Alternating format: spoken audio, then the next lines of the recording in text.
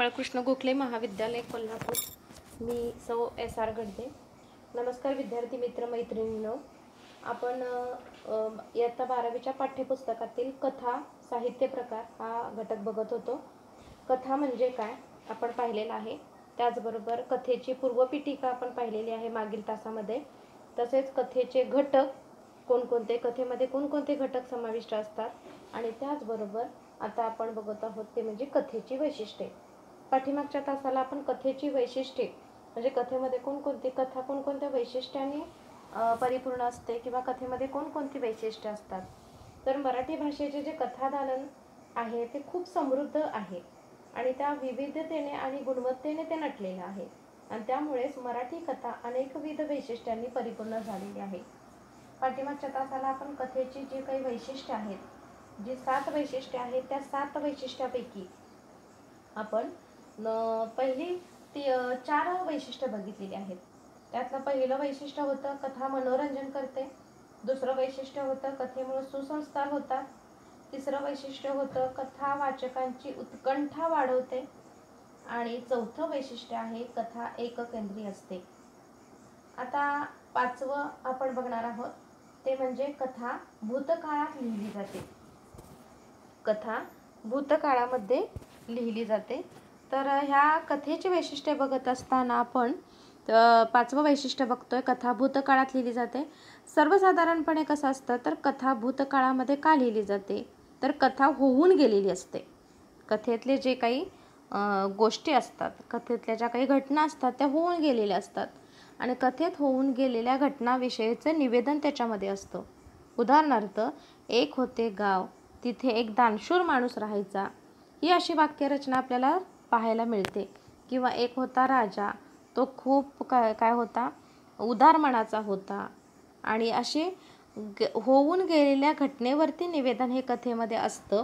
कथेमध्ये एखादी हकीकत असते, मध्ये घडलेली घटना असते, मग काल्पनिक असेल किंवा वास्तवात घडलेली एखादी घटना असते आणि त्याचं चित्रण किंवा घडून गेलेले प्रसंग त्याच्यामध्ये असतात, त्याचं वर्णन त्या कथेमध्ये असतं आणि त्यामुळे आपोआपच कथालेखनासाठी भूतकालीन निवेदन शैली वापरली जाते।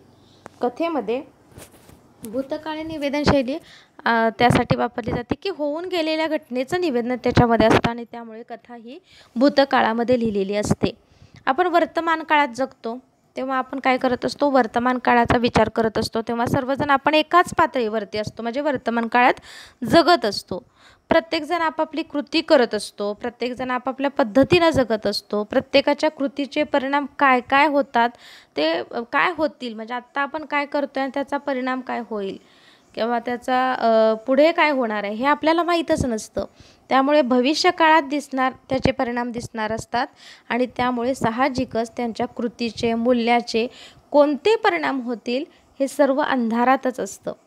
खरे तर घटना पूर्ण झाली, कथानक पूर्ण झाले की ते सर्व भूतकाळामध्ये जमा होतं आणि वाचकांची उत्कंठा शमवण्याच्या दृष्टीने, त्याच्यावर संस्कार होण्याच्या दृष्टीने काय होतं की साधारणपणे कथा भूतकाळामध्ये लिहिलेली असते किंवा लिहिली जाते। हा झाला कथेचं 5वं वैशिष्ट्य। 6वं वैशिष्ट्य आहे ते म्हणजे कथेच्या माध्यमातून जीवनाचा वेध घेतला जातो। आता ही जी कथा आहे त्या कथेच्या माध्यमातून जीवनाचा वेध कसा घेतला जातो तर जीवनातील ज्या काही घटना असतात, मनुष्याच्या जीवनामध्ये ज्या घडणाऱ्या घटना आहेत, मनुष्याच्या मनामध्ये ज्या भावभावना असतात, वैचारिक उलतापालत्या आपल्या माणसांच्या मनामध्ये मनुष्याच्या जीवनामध्ये होत असतात आणि याचं सर्वाचं दर्शन आपल्याला कथेमधून दिसतं किंवा कथेमधून घडत असतं। आणि मानवी जीवनाची ही जी अगणित रूपं आहेत, मनुष्याच्या स्वभावाची, मनुष्याच्या मनाची ही जी अगणित रूपं आहेत, त्या रूपातून म्हणजे ही अगणित रूपं आपल्याला कथेमधून दिसत असतात। जी वेगवेगळी पात्रं आपण कथेमध्ये बघतो ती पात्रं म्हणजे कोण असतात तर ही अगणित रूपं आहेत। आपण स्वतःच्या जीवनात अनुभवतो म्हणजे स्वतःचं जीवन आपण अनुभवत असतो की प्रत्येक दिवस हा सारखा नसतो। दररोज आपल्याला अनेक वेगवेगळे अनुभव येत असतात, आपल्या मनामध्ये वेगवेगळ्या भावना निर्माण होत असतात, आपण वैचारिक उलतापालत्या आपल्या मनामध्ये होत असतात आणि त्यापेक्षा कितीतरी व्यापक विराट जीवन दर्शन कथेमधून आपल्याला घडतं। किंवा कथेमधून आपल्याला दिसतं, कथेमधून आपण ते वाचतो. तर कथेच्या माध्यमातून जीवनाचा वेध घेतला जातो. समाजामध्ये अनेक व्यक्ती जेवढ्या आहेत त्या व्यक्तींच्या म्हणजे ती व्यक्ती म्हणजे कोण असते, तर त्या कथेतील पात्रच असतात. कथेमध्ये हीच पात्र, समाजातीलच पात्र तिथं घेतलेली असतात, चित्रित केलेली असतात आणि त्या सर्वांच्या जीवनाचा वेध या कथेच्या माध्यमातून घेतला जातो. कथा काय करत असते, तर मानवी जीवनाचा थेटपणे वेध घेते. मानवी स्वभावाचा, मानवी विचारांचा, मानवी भावभावनांचा वेध घेते. ती जीवनस्पर्शी असते, म्हणजे सरळ ते आपल्या जीवनाशी निगडीत असते, जीवनस्पर्शी असते. राजा राणी असू दे किंवा एखादा टॅक्सी ड्रायव्हर असू दे, नर्स असू दे किंवा गावामधला एखादा लोकसेवक असू दे, त्या प्रत्येकाच्या जीवनातील घटनांचा, भावभावनांचा, वैचारिक उलथापालथींचा धांडोळा घेण्याची ताकद या कथेमध्ये असते. त्यामुळे कथेला एकही जीवन विषय वर्ज्य नाही. कोणताही विषय घेऊन कथा लिहिली जाऊ शकते. आणि त्यामुळे काय होतं की बालपणी काऊचिऊच्या रूपाने मानवी जीवनात प्रवेश करणारी कथा असू दे, कथा आयुष्यामध्ये ठाण मांडून बसलेली असते. बालपणी आपण ऐकलेल्या असतात गोष्टी, काऊचिऊच्या, राक्षसाच्या गोष्टी ऐकलेल्या असतात, राजा राणीच्या गोष्टी ऐकलेल्या असतात, लाकूड तोड्याची गोष्ट ऐकलेली असते. तर ह्या सगळ्या गोष्टी आपल्या मनामध्ये कुठंतरी एक ठाण मांडून बसलेली आहेत की असं जीवनामध्ये कुठंतरी घडून गेलेलं आहे. आणि त्यामुळे ते जीवनाचा वेध घेण्याचं हे वैशिष्ट्य कथेची काय आहे, खासियत आहे. त्यामुळे कथेच्या माध्यमातून आपल्याला जीवनाचा वेध घेतला जातो किंवा घेता येतो. 7वं वैशिष्ट्य कोणतं आहे पहा, तर श्रवणीयतेमुळे कथेचे सादरीकरण करता येतं. श्रवणीयता म्हणजे श्रवण करणे म्हणजे काय, ऐकणे. तर श्रवणीयतेमुळे कथेचं सादरीकरण म्हणजे श्रवण करणे म्हणजे समोरच्या व्यक्तीचं ऐकून घेणं शांतपणे. तर समोर उपस्थित असलेल्या श्रोत्यांसमोर कथा कथन करता येतं. म्हणजे कथेचं कथन करणं, कथा सांगणं, कथा ऐकवणं, म्हणजे ही जी कथा आहे ती कथन करता येते, म्हणजे सांगता येते. कथा श्रवणीय असल्यामुळे हे शक्य होते. कथा श्रवणीय का होते, कारण ती उत्कंठावर्धक असते, वाचकाच्या मनाला ती गुंतवून ठेवते. आणि तसेच कमी पात्रे, कमी प्रसंग, कमी संघर्ष आणि कथेतील जीवनाचा मर्यादित परीघ यामुळे कथा एककेंद्री होते. साहजिकच आपल्याला ऐकता ऐकता कथा समजून घेणे सहज शक्य होते. कधी कधी कथेतील विनोदामुळे आकर्षकता वाढते आणि हे सगळे घटक श्रवणीयता वाढवायला मदत करतात. समोर उपस्थित असलेल्या श्रोत्यांसमोर कथा आपल्याला कथन करता येते, सांगता येते. म्हणजेच काय, तर कथा श्रवणीय, ऐकावीशी आपल्याला वाटली पाहिजे. आणि ती कशी ऐकावीशी कशी शक्य होते, श्रवणीय असल्यामुळे ते शक्य होते. कथा श्रवणीय कशी होते, ती कारण उत्कंठा वाढवते, वाचकाची उत्कंठा वाढवते की पुढं काय होणार आहे, कथेचा शेवट काय होणार आहे. वाचकाच्या मनाला ती गुंतवून ठेवते की एक पान झाले की दुसरं पान, दुसरं पान झाले की तिसरं पान, आपण एका पाठोपाठ एक काय करतो, कथा वाचत जातो आणि कथेचा शेवट काय होणार याची उत्कंठा वाचकाच्या मनामध्ये निर्माण होते. त्यातले कमी प्रसंग, कमी संघर्ष, कमी पात्र आणि त्यामुळे जीवनाचा परीघ मर्यादित असल्यामुळे कथा एककेंद्री होते आणि ती वाचकाचा काय करते, ऐकता ऐकता कथा समजून घेणं खूप सहज शक्य होतं. कथेचं सादरीकरण करता येतं. म्हणजे सादरीकरण म्हणजे काय, कथा सादर करणे, सादर केलं जाणे, सांगणे, कथन करणे. कथा सादर केली जाते आणि कथा माला, बालक मेळावे, बालसाहित्य संमेलने इथे आवर्जून कथा सांगितल्या जातात. तर कथा सांगणं हे सुद्धा एक कौशल्य आहे. सादरीकरण करणं म्हणजे सादर करणं, सांगणं, ऐकवणं. कथा सादर केली जाते तर कुठं सादर केली जाते, तर वेगवेगळ्या कथामाला असतात, त्याबरोबर बाल संमेलन असतात, बाल साहित्य संमेलन असतात. या ठिकाणी कथा आवर्जून सांगितल्या जातात आणि नाटके, कादंबऱ्या, निबंध, लेखन संग्रह यांचे कथन फारसे होत नाही. पण कथाकथन मात्र घरोघरी, शाळांमध्ये, साहित्यविषयक कार्यक्रमामध्ये नित्य नियमाने घडत असते. शाळेमध्ये स्पर्धा असतात बघा, कथाकथन स्पर्धा. एक कथा काय करायची, त्यातल्या पात्रांच्या सहित आपण ती तिथं श्रोत्यांसमोर काय करायची असते, ऐकवायची असते. तर शाळांमध्ये असतील, साहित्यविषयक जे कार्यक्रम असतील त्यामध्ये अशा कथाकथन केलं जातं. कथा सांगणाऱ्याने ती मनोभावे सांगणे आणि ऐकणाऱ्याने ते एकचित्ताने ऐकणे ही सांस्कृतिक देवघेव पूर्वी होत होती. आजही ती होत आहे आणि उद्याही स्थिती होत राहणार. कथा जो सांगतो, जो कथाकथन करत असतो त्या व्यक्तीने काय करायचं असतं, तर कथा मनोभावे सांगायची असते, की समोर बसलेल्या श्रोत्यांना आपली कथा त्यांनी उत्कंठावर्धक, आनंदानं, उत्साहानं तेवढी ऐकली पाहिजे, एकचित्तानं ती ऐकली पाहिजे. आणि ही जी सांस्कृतिक देवघेव पूर्वीसुद्धा होती, आत्तासुद्धा आहे आणि इथूनसुद्धा पुढे राहणार आहे. कारण आपल्या मराठी साहित्याला म्हणजे मराठी भाषेचे कथादालन खूप समृद्ध आहे. कथा पूर्वीच्या काळी रामायण महाभारतातल्या कथा होत्या, परीच्या कथा आपण ऐकतो. म्हणजे ही जी कथेची परंपरा आहे ती पूर्वीपासून पुढे आत्तापर्यंत तरी सुरूच आहे, पण पुढेही चालू राहणार आहे. आता आपण पुढं बघणार आहोत. हे झाले 7 कथेची वैशिष्ट्ये. आता पुढचा भाग आहे पाठ्यपुस्तकामध्ये, तो आहे कथेचे सादरीकरण. आता कथेचे सादरीकरण म्हणजे काय, तर कथेचे सादरीकरण ही एक कला आहे. कथा सादर करणं, कथासमोर सांगणे, कथा श्रोत्यांना ऐकवणे ही सुद्धा एक कला आहे आणि योग्य प्रयत्नाने ही कला साध्य होऊ शकते. योग्य जर प्रयत्न आपण केले तर ती कथा व्यवस्थित श्रोत्यांच्यापर्यंत आपल्याला पोहोचवता येते.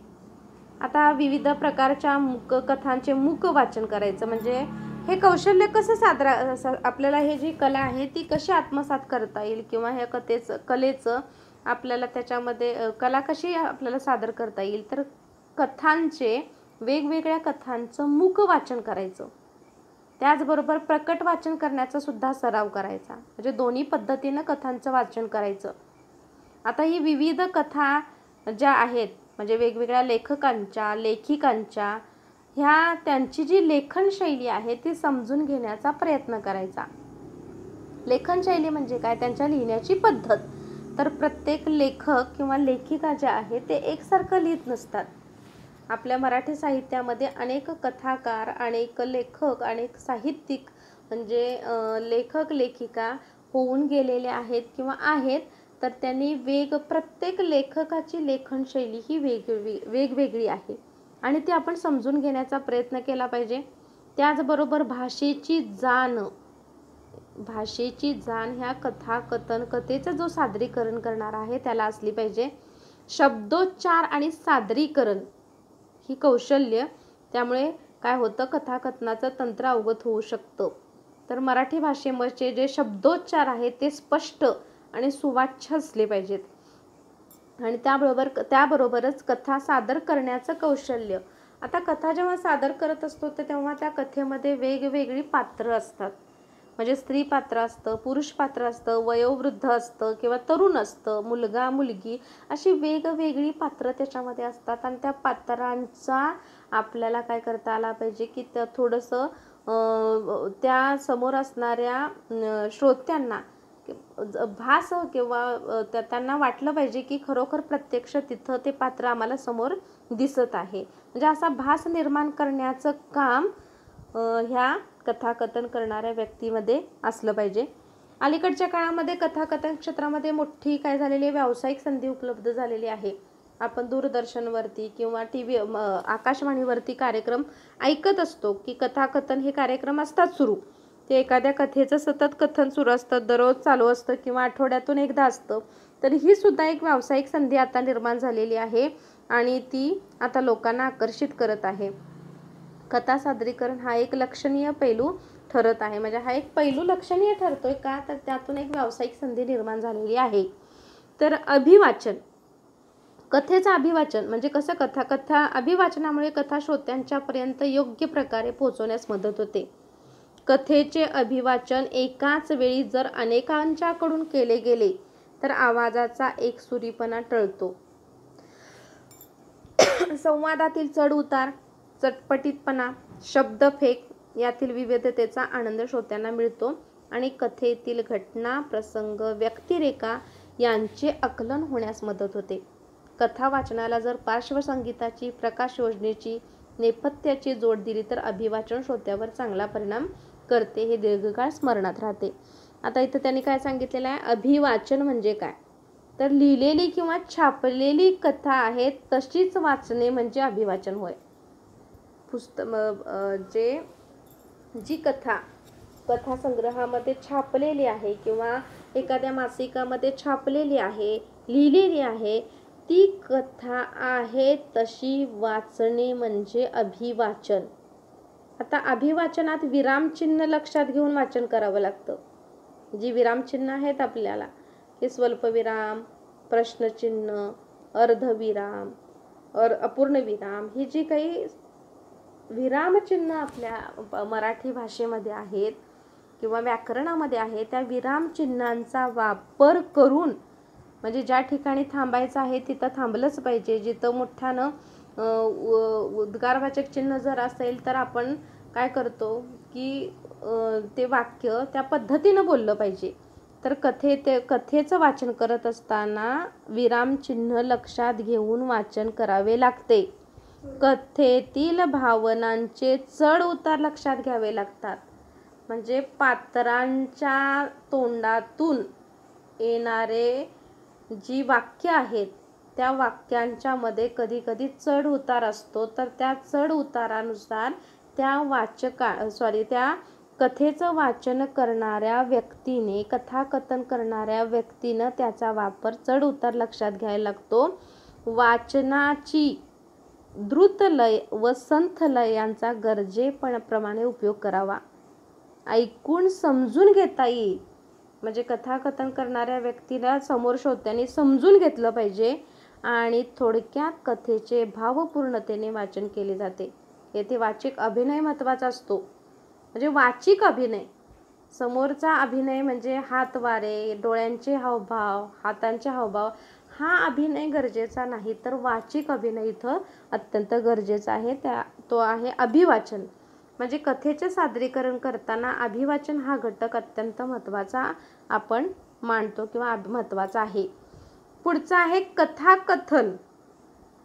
आता कथाकथन म्हणजे काय, कथेचं सादरीकरण करत असताना कथाकथन हा सुद्धा घटक महत्त्वाचा आहे. तर कथाकथन करणाऱ्या व्यक्तीला भाषेच्या ज्ञानाबरोबरच वाचिक अभिनयाची सुद्धा जोड द्यावी लागते. म्हणजे भाषेचं तर ज्ञान हवंच, म्हणजे मराठी भाषेतले शब्दोच्चार सुवाच्य स्पष्ट असले पाहिजेत. त्याचबरोबर त्याचं वाचन हे चढ उतारासह पाहिजे. म्हणजे आपण मागाशी बघितलं अभिवाचनामध्ये, तर आवाजामध्ये एकसुरीपणा टाळला पाहिजे, संवादातील चढ उतारपणा पाहिजेत, शब्दपेक चांगली पाहिजे, विविधतेचा आनंद श्रोत्यांना मिळाला पाहिजे. म्हणजे समोर श्रोते जे आहेत ती कथा ऐकत आहेत, कथा ऐकत असताना त्यांना एकसुरीपणा नाही वाटला पाहिजे, कथेचा आनंद त्यातून त्यांना मिळाला पाहिजे. तर कथाकथन करणाऱ्या व्यक्तीकडे भाषेच्या ज्ञानाबरोबर वाचिक अभिनयाची सुद्धा जोड असली पाहिजे. वाचिक म्हणजे काय, तर वाचताना ह्या सगळ्या गोष्टी त्यांनी लक्षात ठेवल्या पाहिजेत आणि त्यामुळे कथाकथन उठावदार होते. कथाकथन करणाऱ्या व्यक्तीला शब्दांच्या माध्यमातून पात्रांना जिवंत करायचं असतं. आता कथाकथन करणारी जी व्यक्ती आहे ती व्यक्ती अनेक पात्रांचा अभिनय तिथं करत असते आणि त्याबरोबर वाचिक अभिनय त्याचा सुरू असतो. मग हा वाचिक अभिनय करत असताना त्या समोर कथाकथन करणाऱ्या व्यक्तीला काय करायला लागतात, ती पात्र जिवंत करावी लागतात. आणि त्या पात्रांना जिवंत कसं करायचं, तर शब्दांच्या माध्यमातून. स्त्रीपात्र असेल तर त्या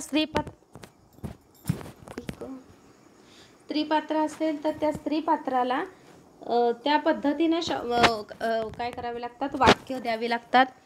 वृद्ध असेल तर त्या वृद्धाच्या आवाजाप्रमाणे त्यामध्ये शब्दफेक करावी लागते. तर त्या माध्यमातून पात्रांना जिवंत करण्याचं काम कथाकथन करणाऱ्या व्यक्तीने करावे.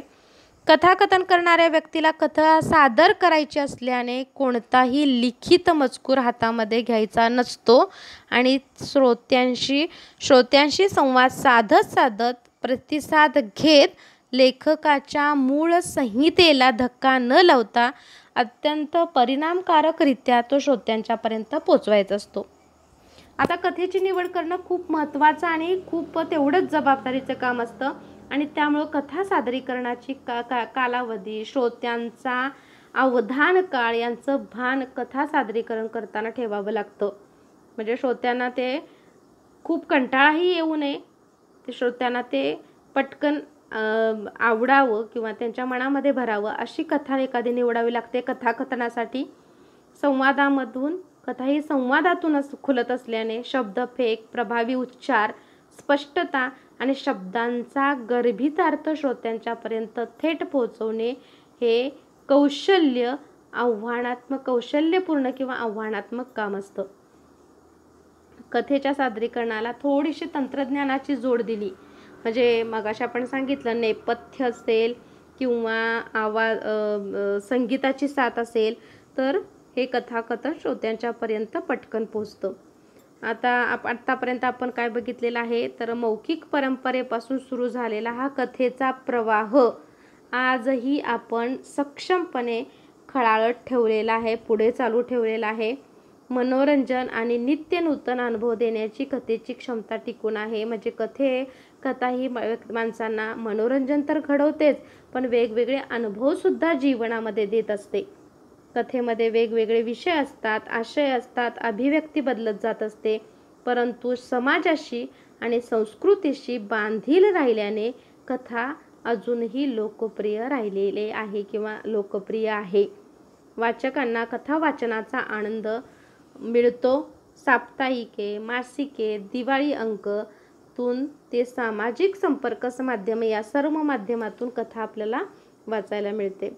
विद्यार्थी मित्रमैत्रिणींनो, आत्तापर्यंत आपण कथा हा साहित्य प्रकार पाहिलेला आहे आणि तो मला वाटते तुम्हाला समजलेला असावा अशी मी अपेक्षा करते आणि इथं थांबते. हा घटक संपलेला आहे. धन्यवाद.